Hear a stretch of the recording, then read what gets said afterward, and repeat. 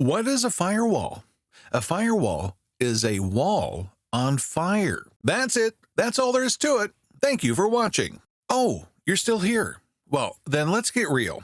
We weren't lying either, as the word firewall originated from a literal wall designed to contain a fire within a building. A firewall is a security-conscious router that lies between the internet and your network with one goal in mind: to keep them from reaching us. It serves as your personal security guard between the internet and your local network, or LAN. All network traffic into and out of the LAN must go via the firewall to prevent unauthorized network access. It prevents unwanted traffic from entering your network and only enables answers to internal traffic to get through. Now, let's get a little technical. A firewall's most significant role is to form a border between an external network and the guarded network, where the firewall inspects all packets that are the data pieces for internet transport, entering and exiting the guarded network. Once the inspection is complete, a firewall can use a set of pre-configured rules to distinguish between benign and malicious packets. The firewall accepts such packets, whether they're part of a rule list or not, so that they do not access the protected network. The information source, destination, and content are all included in this packet form information. These may differ at each level of the network, as may the rule sets. Firewalls read these packets and reform them in accordance with the regulations. They filter network traffic within a private network. Based on a set of rules, it determines which traffic should be permitted or prohibited.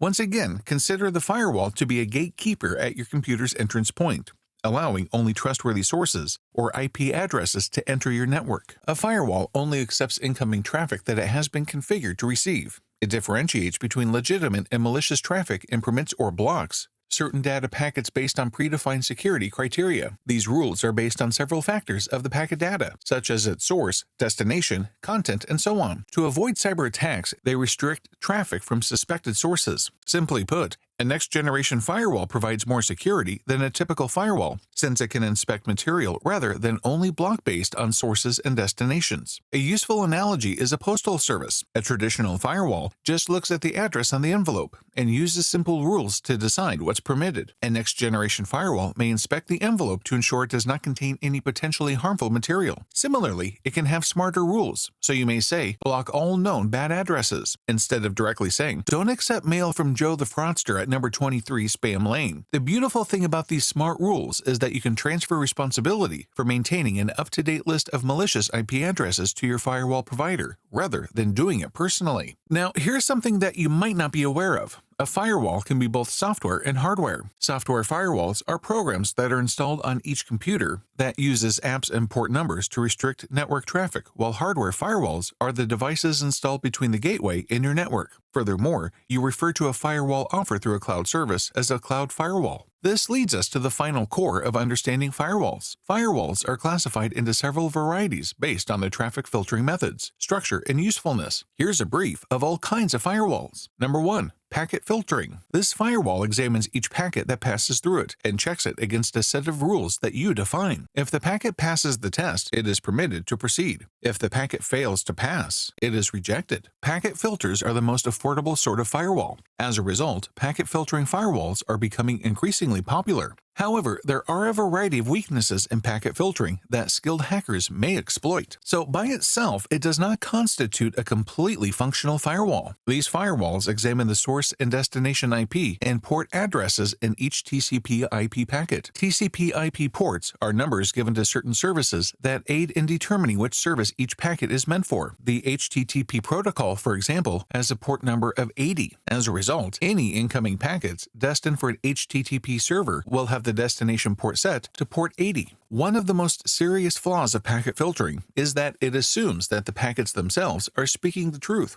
when they indicate where they're coming from and where they're going. Hackers take advantage of this vulnerability on a network by employing a hacking method known as IP spoofing, in which they insert bogus IP addresses into packets sent to your network. Another problem of packet filtering is that it examines each packet in isolation, without taking into account what packets have already passed through the firewall and what packets may follow. Number 2. Proxy firewall. This was one of the early types of firewalls. One of the features of this firewall is that it inhibits direct connections to a computer from outside networks. This firewall acts as a gateway from one network to another for specified applications. Number 3. Circuit-level gateways. This basic firewall setup checks the Transmission Control Protocol, TCP, and handshake to confirm that the packet is from an authorized source. Number 4. Software firewall. A software firewall is defined as software that is installed on a device without the use of any extra hardware. Is Windows Firewall enough might be a legitimate doubt regarding standalone or individual computers. While Windows gives some basic protection, the need for firewalls in the form of an antivirus plus application is always there. Number 5. Hardware firewalls. Hardware firewalls are devices that serve as the first line of protection, filtering data packets before they reach servers. The main drawbacks of hardware-based firewalls are that they are easily bypassed by insider assaults and that the hardware capabilities vary depending on the provider. Number 6. Application gateway. An application gateway is a smarter firewall system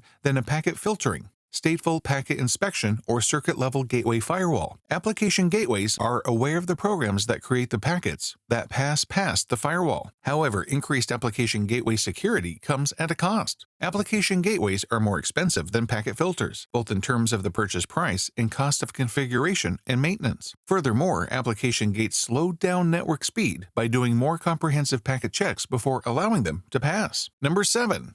Unified Threat Management, or UTM, firewall. A UTM device generally integrates the capabilities of a stateful inspection firewall, intrusion prevention, and antivirus in a loosely linked manner. It may include additional services and, in many cases, cloud management. UTMs are designed to be simple and easy to use. Number 8. Threat-focused firewall. These firewalls offer sophisticated threat detection and mitigation. They may detect evasive or suspicious conduct using network and endpoint event correlation. Whoa, quite a lot to take in, right? Luckily, that's all for this video. Now go light a wall on fire or whatever you learned. We'll see you next time. Until then, forget not to use protection.